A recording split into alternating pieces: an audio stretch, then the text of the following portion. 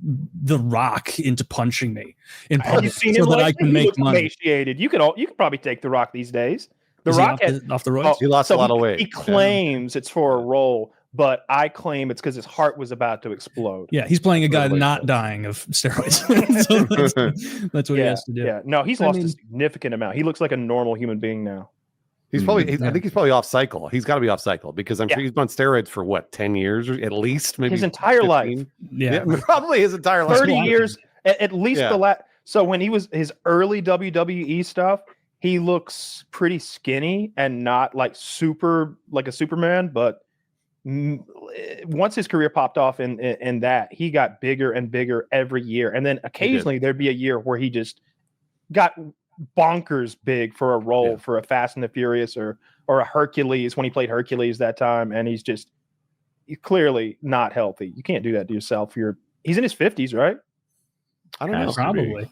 Yeah, it's got to be. I'm not sure. People who do a lot of steroids, it seems like they get to mid 50s and then they age rapidly in the face and everywhere. And I don't know if that's like because of the steroids or if it's because of the reverse of what we were saying earlier, where like getting fat, forces the skin out, forces the wrinkles out, and then you lose all that muscle. And now like wrinkles that never showed up on film. I think you lose collagen and your skin gets thinner from the testosterone and from certain steroids. I think I've read that before. I was reading recently, sort of the rapid aging in men happens at 40 and 60.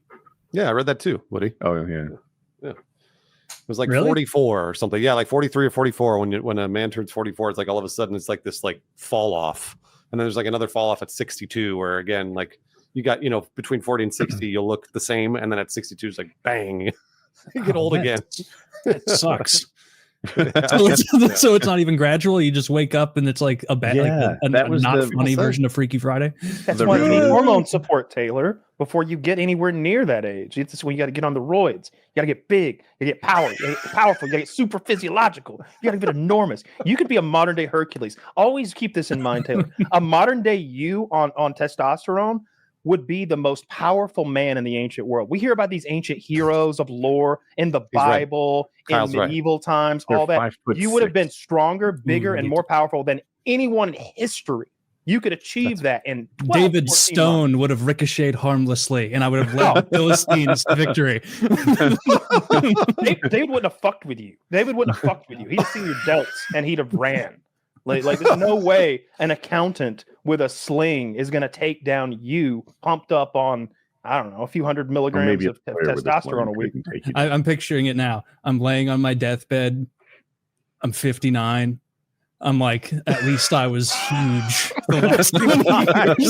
Your bed's a triple wide bed, and it's supported by concrete blocks because you kept breaking normal beds with your enormosity. The last thing I'd leave to my family is having to finance a casket. Who said that? It was one of those like fitness guys. He was like, "Let me die at 50 and bury me in a double wide casket." I don't give a fuck. He's in what's probably a full size sedan, but he's like having to hunch down just to yell. He's like that Simpsons meme where the giant man stands up out of the car. Yeah. Oh yeah. Is there something funny about my appearance? Look, everyone, this boy marching him around. Sorry. No. I feel like I read something just recently where they're doing a sports league where it's all steroids. Is that correct? Olympics. Yeah. I feel like I've heard this for years. There's some billionaire behind it or something or other. I heard about maybe there was a swimmer who and some other people. But yeah, I would watch that for sure. They're gonna break every single record.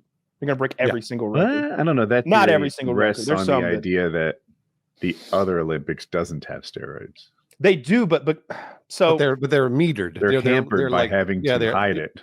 Yeah. When I listened to the guy who came up with the clear and the cream for Barry Bonds back in the early '90s talk about how I think he helped FloJo and some other Olympic runners like win all their medals back in the early '90s, and he was explaining that they would give them compounds on the day or the day before the race that would be out of their system really quickly. But if the guardrails are off, you can be on everything, any compound. You don't need some boutique special made compound that was handcrafted just for you to beat that test. They can just put the syringe in your ass and go. You'll be big and mighty. Yep. The limits are, I don't know what the limits are because not many people who are that athletic do that crazy shit. I guess you could look at Mr. Universe, like some of those bodybuilding things, and you can see how big people could get. Ronnie Coleman got the size of a fucking piece of livestock or something.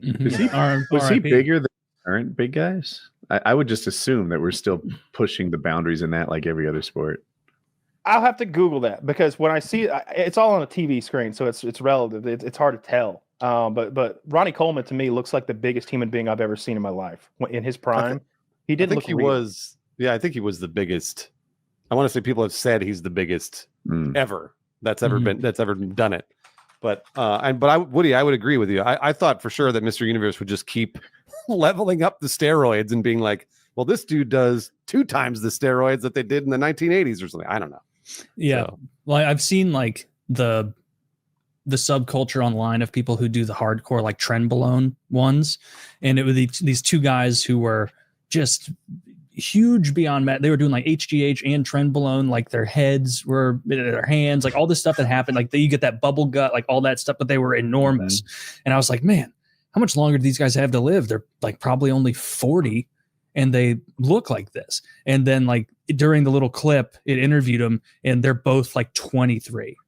Oh, like 23 years old, and they have like the face of someone in their 40s. The body's huge and like shockingly big. But so this is Greg Kovacs. Apparently, he's the biggest bodybuilder ever. He walked around at 400 pounds, and he would cut. He was 400 pounds, and he would cut to 330. Oh, jeez. Oh my god. You know, that guy on the left is no slouch. He is kind of doing the camera thing. Like the guy on the right seems much closer to the camera than the guy on the left. Apparently, all the bodybuilders know how to look bigger in a picture. Mm-hmm. Oh, like he's in the foreground pretty much. The next image I sent there is him lifting doing some light work. You know, no big deal. It might not be too different because Kovacs is lifting outfit. Kovacs is 6'4" and Cutler is 5'9". So that. Okay. You know, there's a big size difference there. Cutler's 5'9". That's what the internet says. You know what's weird about this too is that I don't think that this man, the largest man in the world, is the strongest. Like wasn't the mountain recently? Didn't he just beat the deadlift?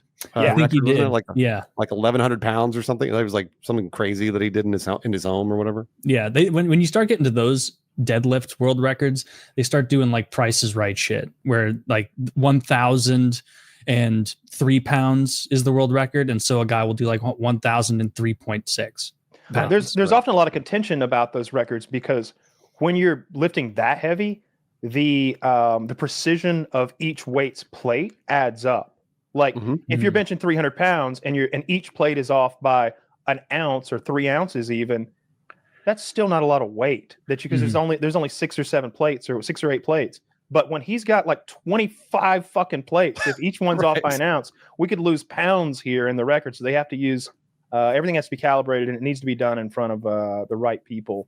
I think there was some contention about that, whether the mountain was going to have the record or who's the guy who did it. And his blood was shooting out of his nose. Yeah. Eddie Hall. Yeah, maybe Eddie Hall. Yeah. I also, maybe it was Eddie Hall when he did his deadlift. He didn't have any shin wraps on, so he just grinds the fucking skin off the front of his shins on the lift up. You see the skin like coming off and the blood start coming out, and it's just like, bro, it's not that big of a deal. Let's put some shin wraps on. Like, what's going on here? Or get a bar that's not knurled in the middle. What are you picking up? I hate seeing those kind of injuries. I don't like getting road rash and. Yeah, it's avoidable too. Mm-hmm. I saw the one guy's like pimples start exploding and bleeding all over him. What? Yeah, like his blood pressure's so high when he's doing the lift, his pimples are bursting and bleeding. And he's got more pimples than the average person because the steroids. Steroids. Yeah, I was gonna say. Yeah, you can lift so hard you clear your skin. It doesn't. Yeah, that's crazy. Well, I wouldn't say clear. Your skin explodes though. Damn. Why would? Oh, never mind. I was going to say, like, when you're exercising intensely, your blood pressure goes down because it's moving faster through your body. But for something like that, where you're just deadlifting, you're probably not engaging enough aerobically for that to happen, right? I think and you're like holding your breath. And yeah, you're straining. You're straining. Like turn all red, when they do it. And so it's just. Yeah. like Kyle said, their blood shot out of his nose because that's what happened. Like and I think it's just like a one lift. Obviously they warm up, but it's like a one lift thing. They're not like sitting there doing, aerobic exercises before, probably warming up a little, but not really. And then then it's just the greatest strain a human body has ever done. Yeah. Because I would imagine there's probably nobody else in history that has lifted as much as that guy has. So. No. I think they did a show like that with a bunch of those guys where I don't remember where it was, if it was an internet show or like the History Channel, Discovery Channel. I think it was called Real Monsters. They had all the famous bodybuilders, and every episode they would do a different historical lift. And some of them were kind of like fables or mythical lifts. Like there was some maybe Civil War or Revolutionary soldier who had picked up the cannon barrel onto his shoulder and carried it up a hill to reposition the cannon so it could be refired. And they like do the math. They're like, well, a cannon of that day would have weighed 425 pounds. So we got a cannon here.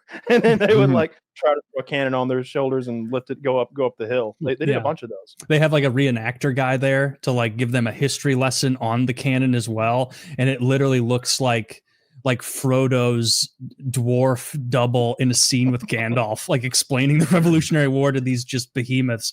And I remember the Brian Shaw, the biggest guy of the bunch there, like would be over like too respectful of like the historic lore sometimes, where he'd be like, it's a pretty well established story, some lore. This guy picked up this 500-pound cannon and carried it 800 yards to the next hill, and I wasn't able to do it. This 8-time world's strongest man, but there's no way to know, it's totally possible. And it's like, Brian, like you don't have to humble, like you're shorter because of how much you're depressing the ground right now. It's crazy. Yeah, I firmly believe that the people of our era are the biggest, strongest, fastest that have ever lived. There wasn't some Greek runner who was just magical and could run faster or further than we can run today. We're just better. Sports science is better. The medicine is better. Their upbringing is better. Their genetics is better. Everything imaginable. And the population is larger. So you're drawing from this much huger pool of people, and there's money involved. The athletes of olden times, the people who would do these feats, they were strong because they worked all day at some laborious task. It wasn't always just genetics. All that had to play into it. So like this was a miller or like a farmhand. Like he probably had nagging injuries and stuff. He wasn't getting fucking magical cells injected into his joints twice a year while being supervised by doctors and scientists. And any of the people who did have those feats were like freaks of the time.